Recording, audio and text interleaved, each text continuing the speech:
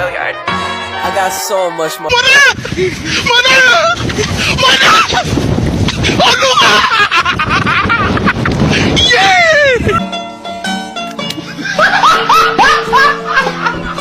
Are you ready, kids? Aye, aye, Captain! I can't hear you. Aye, aye, Captain! Oh! Fucking design on right now. Break it down, bring it back, make it clap. I got 3 old thoughts, new block, where that thing. Bitches on my line, and you know that.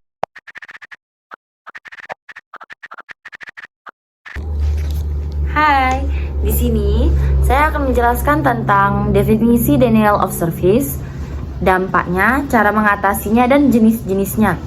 Yang pertama, saya akan menjelaskan tentang definisi denial of service.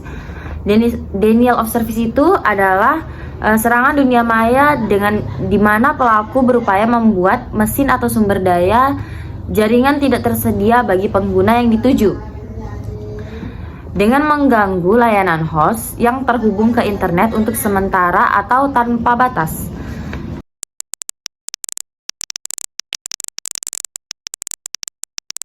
Nah, yang kedua yaitu jenis-jenis dari denial of service. Jenis yang pertama yaitu penolakan pelayanan secara terdistribusi.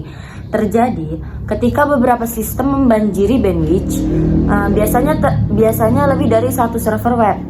Dan yang kedua ada serangan yo-yo, di mana serangan yo-yo ini ditujukan untuk aplikasi hosting di cloud yang menggunakan auto calling. Dan yang ketiga ada serangan lapisan aplikasi, di mana penyerang menargetkan proses lapisan aplikasinya.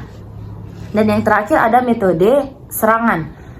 Metode serangan ini mengganggu transaksi akses ke database. Nah, selanjutnya ada dampak dari denial of service. Dampaknya adalah website target tidak bisa diakses karena tidak mampu mengelola trafik. Karena trafik terlalu banyak masuk ke dalam server. Cara mengatasinya yang pertama adalah selalu pantau trafik secara rutin. Yang kedua, tambah bandwidth jaringan supaya website mampu menahan denial of service attack yang berjibun. Yang ketiga, gunakan content delivery network untuk memfilter request yang tidak normal dalam website. Dan yang keempat, bangun redundancy server untuk mencadangkan data, menyeimbangkan beban, menghentikan server selama masa maintenance. Dan yang terakhir adalah pasang proteksi berlapis untuk melindungi website dari serangan.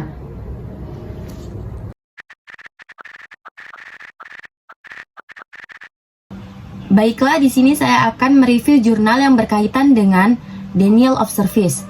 Nah, jurnal yang saya ambil berjudul Analisis Keamanan Layanan e-learning terhadap serangan denial of service atau DOS dan implementasi mitigasi pada Universitas Budi Luhur. Nah, dalam jurnal tersebut, masalahnya itu menggunakan server tunggal, sehingga rentan terhadap serangan keamanan jenis denial of service atau DOS dan distributed denial of service atau DDoS. Berdasarkan keadaan tersebut, penelitian ini mengkaji komponen sistem yang terkait, menggunakan metode model workflow analisis keamanan sistem berbasis web untuk melakukan pengukuran tingkat keamanan server, memformulasi rancangan mitigasi, dan menerapkan mitigasi yang diperlukan.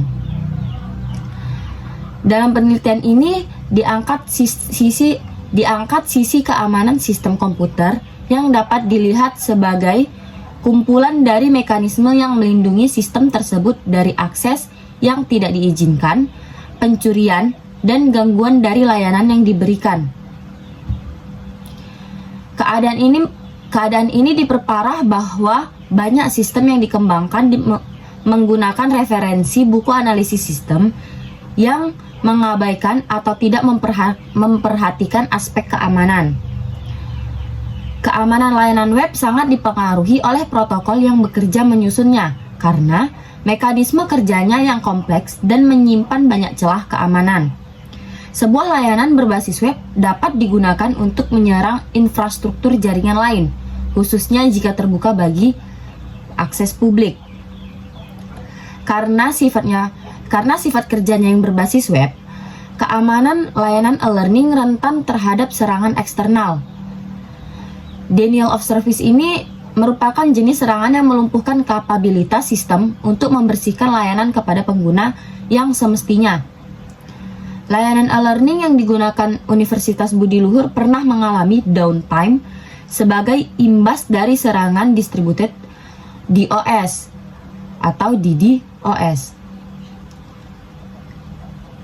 Jenis serangan ini memang tidak bisa dihentikan, tetapi bisa dikurangi dampaknya terhadap layanan yang diserang.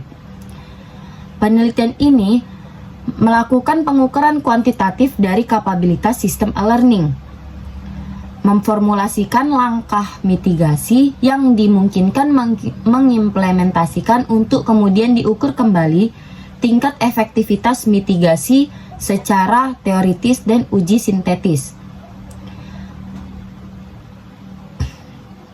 Tujuan dari penelitian ini adalah melakukan pengukuran dan analisis terhadap kapabilitas layanan e-learning menghadapi serangan denial of service atau DOS dan distributed denial of service atau DDoS. Dan manfaat dari penelitian ini yaitu menghasilkan layanan e-learning Universitas Budi Luhur yang memiliki daya tahan lebih baik terhadap serangan denial of service atau DOS dan distributed denial of service atau DDoS.